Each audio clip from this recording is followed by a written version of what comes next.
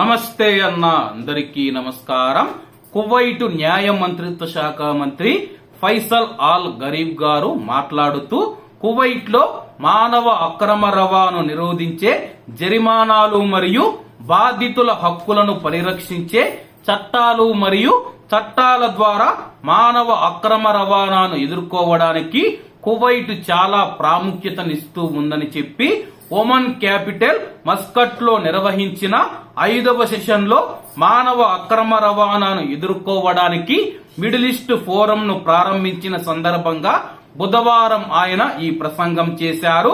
అన్ని రకాల మానవ అక్రమ రవాణాను నేరంగా పరిగణించే దిశగా ఎడతెగని ప్రయత్నాలలో కువైట్ మానవ అక్రమ రవాణా మరియు స్మగ్లింగ్ వలసదారులను ఎదుర్కోవడానికి సంబంధించి 2013లో లా నెంబర్ 91ని జారీ చేసిందని చెప్పి ఆయన పేర్కొన్నారు.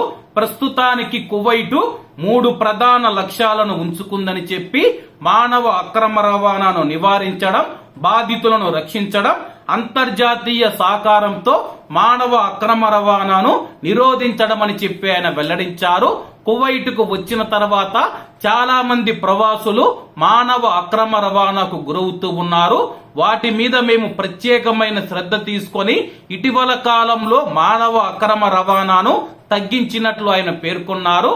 కాబట్టి కువైట్ కు వస్తూ ఉన్న భారతీయ మహిళలు ఎవరైతే ఉన్నారో 1-2 సార్లు ఆలోచించుకొని ఏజెంట్ మంచివాడా, నాకు వీసా తీసిన వ్యక్తి మంచివాడా, అలాగే అక్కడ చుట్టుపక్కల ఎవరైనా కువైట్ లో మీకు తెలిసి ఉంటే నేను పలానా చోటికి వస్తూ ఉన్నాను, అక్కడ ఉండే పరిస్థితులు ఎలా ఉంటాయని చెప్పి కనుక్కొని కువైట్ కు వచ్చేందుకు ప్రయత్నం చేయాలని కోరుకుంటూ అందరూ బాగుండాలి, అందులో మనం ఉండాలి. అందరికీ నమస్తే అన్న.